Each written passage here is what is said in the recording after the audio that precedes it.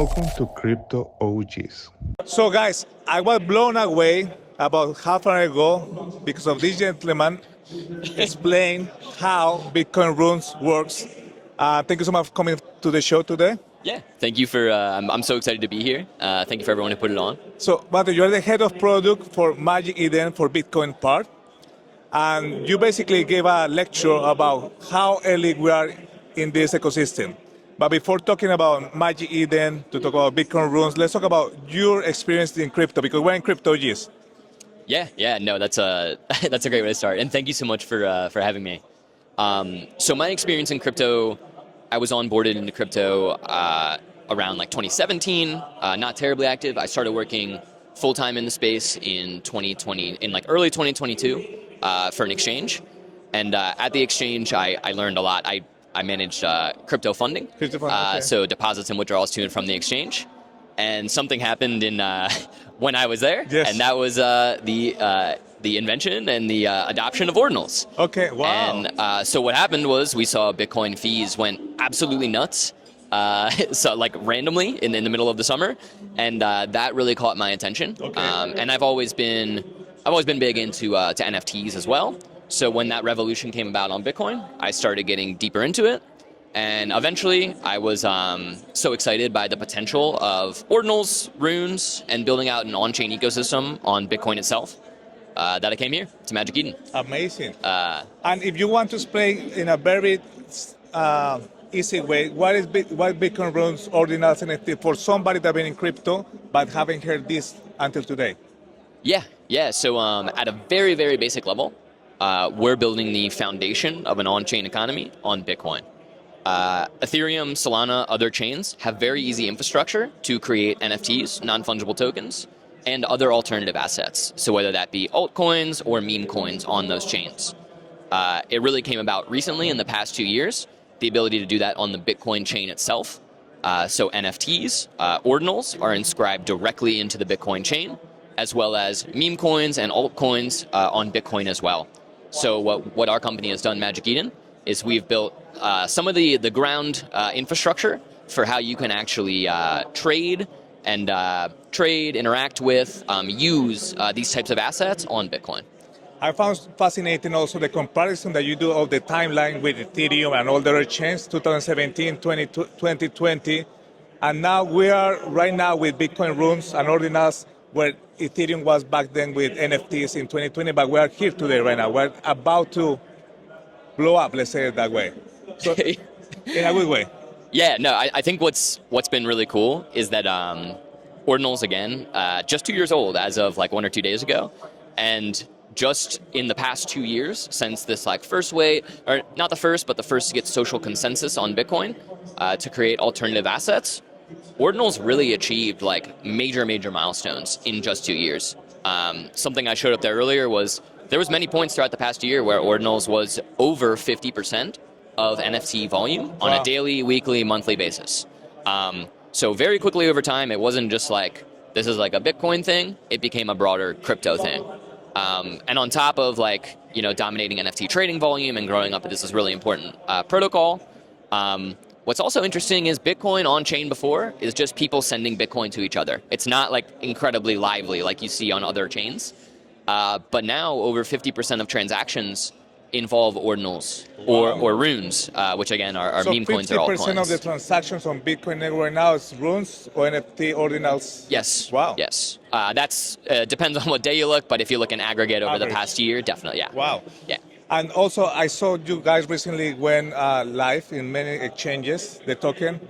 Yes. So and that caught so many people attention because there have been a lot of listings recently, but nothing like serious like Magic Eden. So tell about the experience, how that helped the ecosystem, especially because you're in a DEX. So obviously you're interacting with central exchange to bring users and to connect with between each other. Explain how fascinating has been since you launched on the exchanges.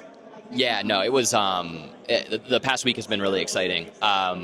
To tell you, honestly though, there's a Magic Eden Foundation, which totally separate, which did the airdrop and all those exchange listings. Yes. But I think what was really exciting is that the users of all of our open source protocols, whether that be on Solana, Ethereum, or for me, what's exciting is I live in this little like Bitcoin bubble.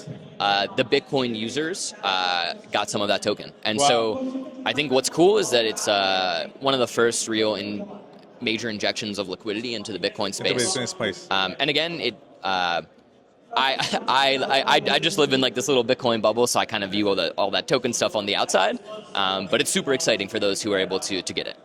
And what is coming for Magic Eden in 2025? Something that you can give some announcements, something going to make people excited, especially in the Bitcoin community? Oh my God. So I'll start with Bitcoin and then I'll expand to the company as a whole. So I think what people, if you zoom out, Ordinals created 2 years ago, Runes created just this April, and we've already built so much trading infrastructure to make it possible to trade and use these assets on chain. I think what you're going to see in the next year is we'll continue to do that on the Bitcoin L1 layer.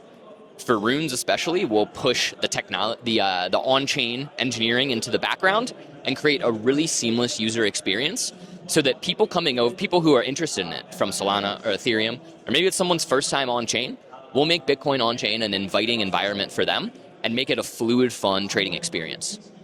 So that's on the Bitcoin side of things. Magic Eden as a whole, I'm honestly always so impressed.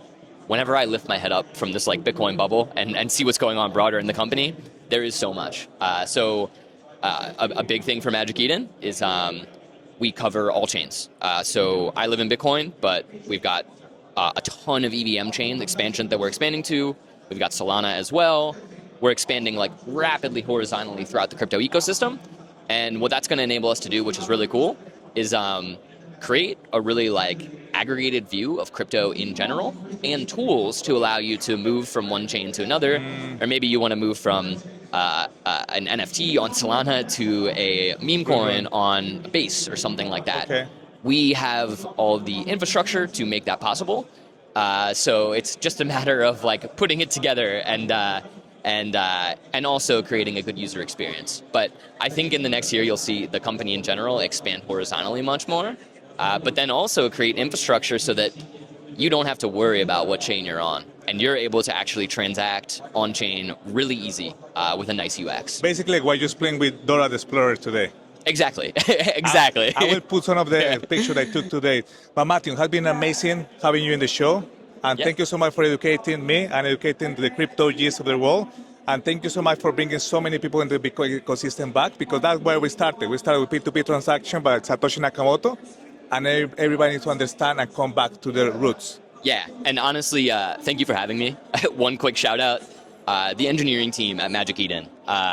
I'm able to come here and do some presentations, but honestly, the engineers at Magic Eden, engineering, designer, marketing, everyone within that Bitcoin team is honestly just fantastic at what they do, and they have passion about creating and building this on-chain economy.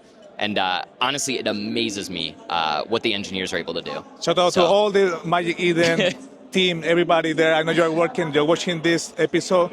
Look, Matthew's sending all the love from the Museum of the Future, Crypto G's, and the Mempool Conference. I'll see you in the next Mempool Conference, right? Yes, definitely. Maybe Colombia, Medellin, 2025. Ooh, I would love that. Closer home. I would love that. Is that real?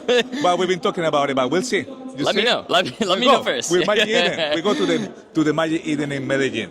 That sounds fantastic. That sounds good, right? I will take any opportunity I can to come there. Thank you so much again. Yeah, thank you. Really Thank you so appreciate much it. for coming on the show, and see you in the next episode, guys. Bye-bye. Thank you.